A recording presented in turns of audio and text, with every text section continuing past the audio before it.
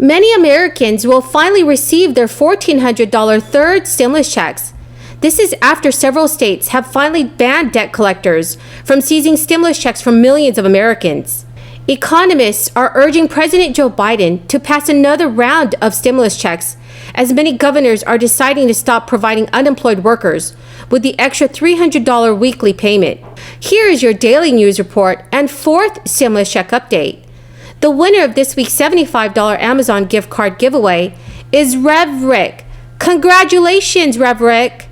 Next Friday evening, I will be giving away another $75 Amazon gift card. To enter, all you need to do is subscribe to my channel, like and share this video, and also leave a comment below. Thank you so much, everyone. Some state lawmakers are pulling the plug on enhanced federal unemployment benefits. Since the onset of the crisis, every state has accepted federal unemployment aid that enabled them to distribute benefits to out-of-work people who normally would not qualify for them. States have also been handing out extra federal benefits, including an additional $600 a week at one point, to all unemployed workers on top of their state benefits. These enhanced unemployment benefits were set to expire in September of 2021, but a growing number of states want to end them sooner, in part because of mounting complaints from employers who cannot fill job vacancies because, they say, overly generous federal unemployment benefits are keeping would-be workers at home. There are about 18 states that are opting out of federal unemployment benefit programs.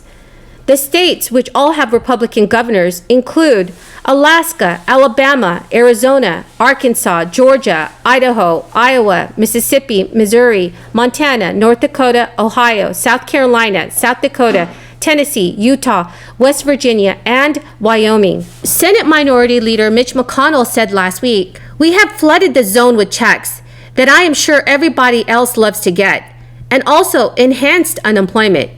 Some economists say that pulling the plug on federal unemployment benefit programs, which were originally enacted under the CARES Act in April 2020, when some 25 million Americans were out of work, will encourage more Americans to seek out employment opportunities.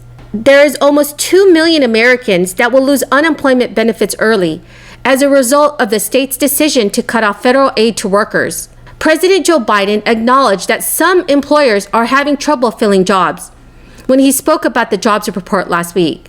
But when asked if enhanced unemployment benefits kept some workers from returning to work, he said, "No, nothing measurable." Employers in those 18 states won't have to raise wages to compete with unemployment benefits that in some cases exceed in their state's minimum wage. Last month, the U.S. added some 266,000 jobs, far below the 1 million jobs economists were forecasting. Meanwhile, there are more than 8 million unfilled positions in the United States, and that's according to the Department of Labor. But initial jobless claims dropped to a crisis low of nearly 500,000 last week. A Vermont House committee has moved to increase benefits for unemployed workers by $25 per week in an effort to ensure that a new unemployment insurance bill has the support to pass this year. As it originally passed the Senate, Bill S-10 would have delayed an unexpected hike in unemployment insurance taxes on businesses.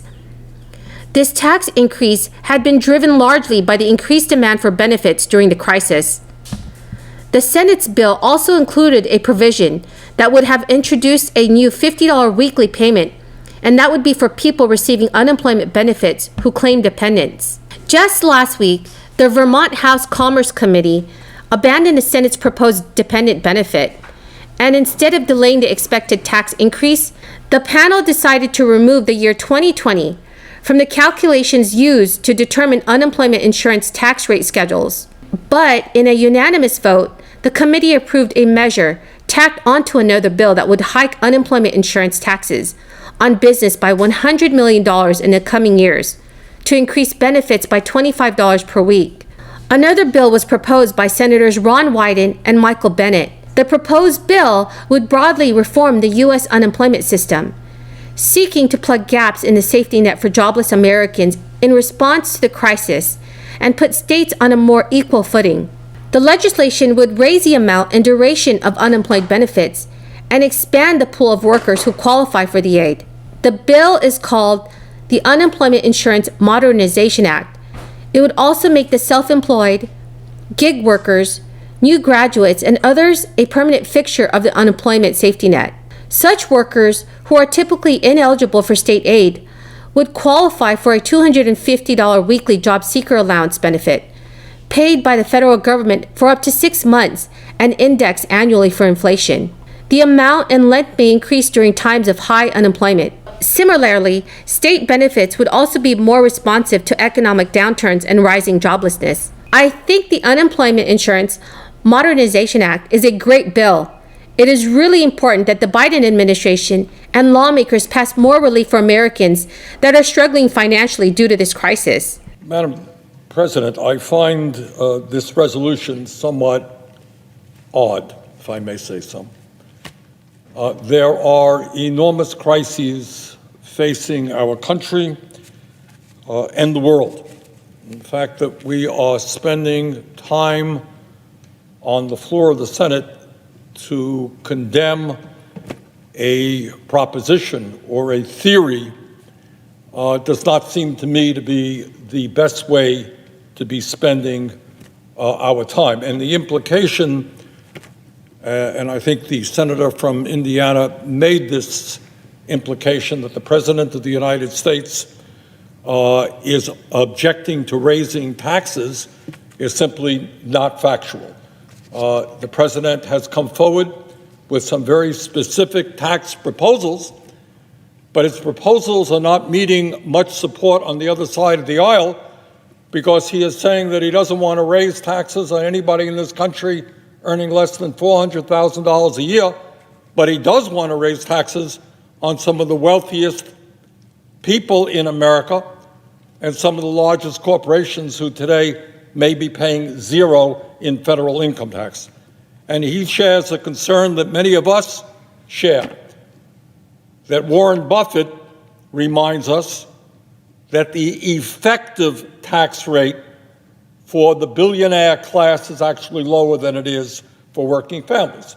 And the President's view, which I share, is this Congress must address the enormous crises facing working families, and that is rebuilding our crumbling infrastructure, making sure that our kids have quality childcare and pre-K, that we have got to address the existential threat of climate change, and that we have to address many of the other problems facing working families.